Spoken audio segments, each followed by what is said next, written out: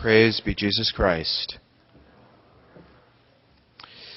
A short while ago on AirMaria, we showed a clip, I think it was taken from YouTube, of Oprah Winfrey, where she more or less demonstrates that she has adopted a new age religion, a Gnostic type of religion.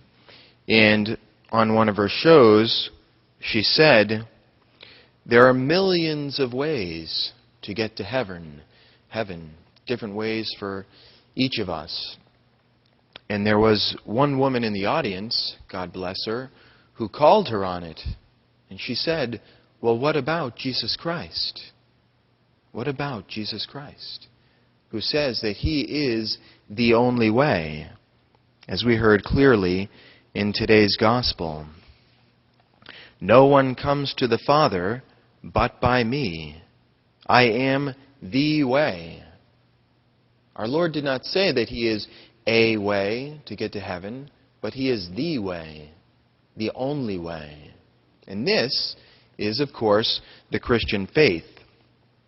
And it isn't a matter of intolerance or anything like that, because we don't impose this on anyone, just like our Lord didn't impose it on anyone. But it is proposed, presented to, and each person can, and in fact must, make a decision with regard to Jesus Christ. Now, in what sense is our Lord the way to the Father? Well, given that He is true God and true man, this makes Him the one mediator between God and man. Of course, this one mediation doesn't exclude other secondary, dependent forms of mediation, for example, with Our Lady, and then also with us, eventually. He's also the way in that it is He, by His sacrificial death and resurrection, opened the gates, which were closed before, the gates that enter into heaven, and allows us to have access to the Father. And finally, He's the way in a third sense, in that is following His way of life, the way that He lived in this world, namely loving obedience to the will of the Father, is the way, the path that leads to the Father, that leads to heaven, and that we must imitate the way He lived in this world in order to arrive at the Father. Now, although Jesus Christ is the one way to the Father, to heaven, upon arrival, as our Lord says, there are many mansions. Okay?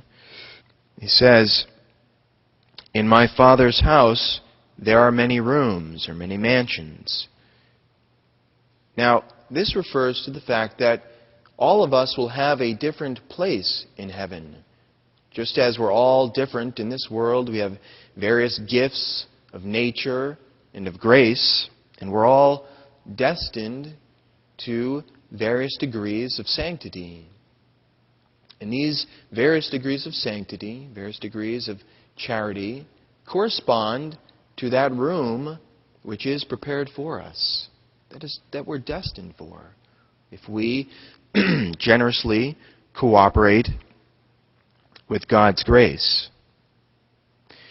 And as we know, we're never really finished with our spiritual life. We're never finished perfecting ourselves until the point of death.